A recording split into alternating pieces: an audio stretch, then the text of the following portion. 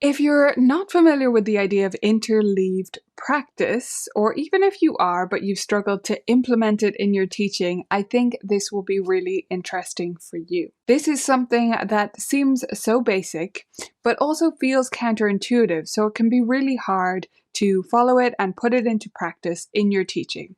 So I want to go through what exactly it is, and how you might use it in your teaching and how I've been using it in my teaching in a slightly unconventional or different way than you might have heard before.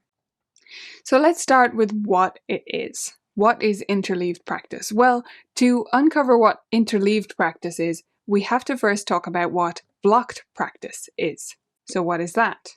Here's an example of blocked practice. Let's say our student has 30 minutes to practice. This is going to be a good student, right? They're consistently going to practice 30 minutes. Those of you with very serious students are thinking, that's nothing. But most of us are thinking, yay, 30 minutes consistently? Really? Awesome. So I took these assignments from a real student that I have. We're going to call her Laura today. So Laura is working through Technique Trainer to address some technique issues that have cropped up as she's grown. She's 14 and she's going to be, if she's not done growing, she's going to be super tall. So she has shot up and, her hands are bigger, her body feels different, everything is different. So we're readdressing a lot of technique things, even though she's been learning quite a while now. So Technique Trainer is the first thing she's going to do. That's about 5 minutes.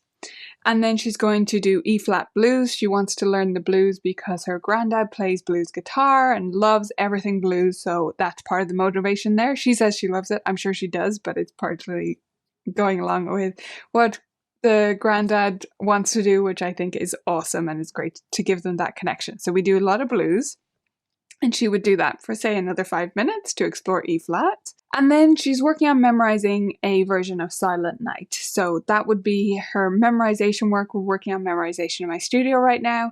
So that would be a big chunk of time in the middle of her practice. And then she's also working on Hold On by Jennifer Eklund. So she's nearly there with that one. So she would be doing a run through with pedaling. We're really working on applying the pedal there. And then finally, she's going to work on Soldier's March, and she's going to do that with the metronome, hands separately. That's the Schumann Soldier's March. Okay, so those are Laura's assignments, and she's done them in blocked practice there.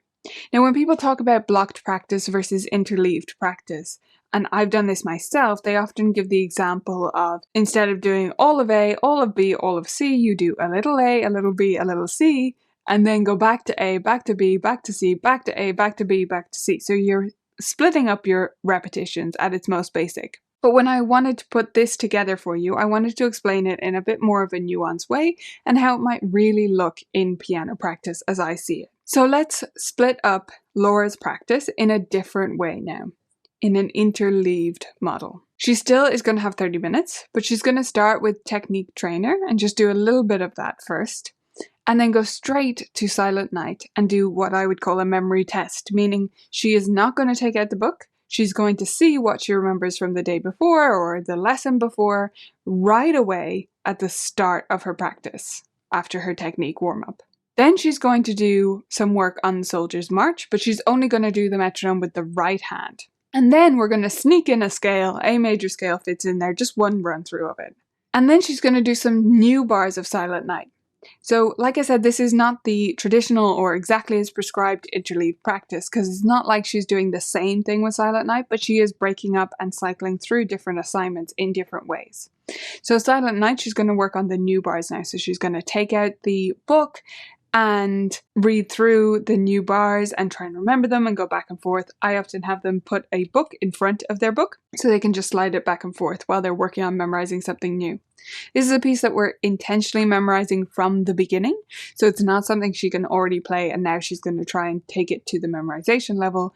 We are doing an intentional memorization process going back from the end of the piece right at the start of learning it. So she's working on new bars of that. Then she does the F sharp minor scale. So connected to A major, but just another scale run through of that when she already knows, but needs to keep fresh. Then she's going to work on the Soldier's March.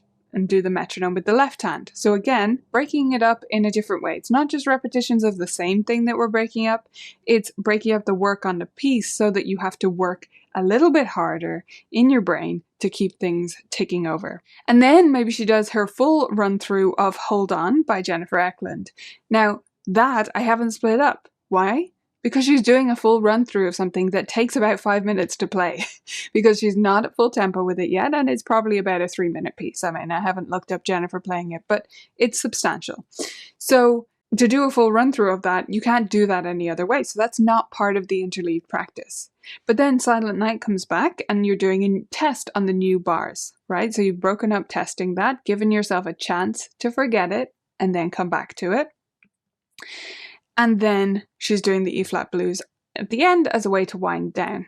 So question from Juliet there about Technique Trainer. That is not from VMT.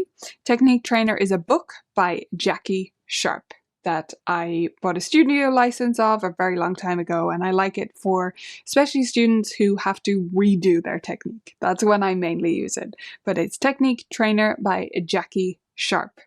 And she's from either Australia or New Zealand, and I can't remember which. I think she's an Aussie. Okay, so I have been taking this somewhere else now, into interleaved teaching, as I call it. So something I've been passionate about for a long time and constantly strive to do better in my own teaching is to teach the way I want them to practice. Not everything, not all the time, but more than is customary, let's say.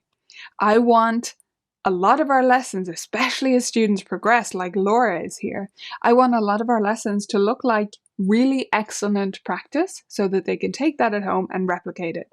And that won't happen overnight, and it won't be consistent. Sometimes they will just sit down and play whatever they want in whatever order they want. But the more we do this, the more we demonstrate what good practice looks like in the lesson and explicitly explain that this is what their practice should look like. This is exactly it, and have them explain back to us what the process was. The more we do that, the better. So when I've been focused more on interleaved practice, I started thinking, hey, hang on a second. My teaching is not interleaved most of the time. And I realized I naturally do this with rote pieces because, again, I'm interrupting the forgetting. That's really important if you're teaching by rote. If you're new to that way of teaching, you teach it and then you do something else and then you revisit it. And then you do something else and you revisit it. I aim with a new rote piece to get back to it at least 3 times in a lesson, and sometimes up to 7 times if I'm a little bit concerned that they're not going to remember it enough to take home. So I'll be saying, hey, what was that again? Simple as that. Just, hey, let me hear this again. Just one run through and then we move on again. So I do that with rote pieces, but I don't do it with everything. And I know they would learn more if I did. I know it would feel harder to them, so I have to balance it, but I know they would learn better, more thoroughly, and more durably. So I've started practicing this in my teaching. And I will say some students might be a little bit thrown off by it initially, but it's working really well. So what do I mean by interleaved teaching? Well, it's exactly like what I mean there, my example of interleaved practice.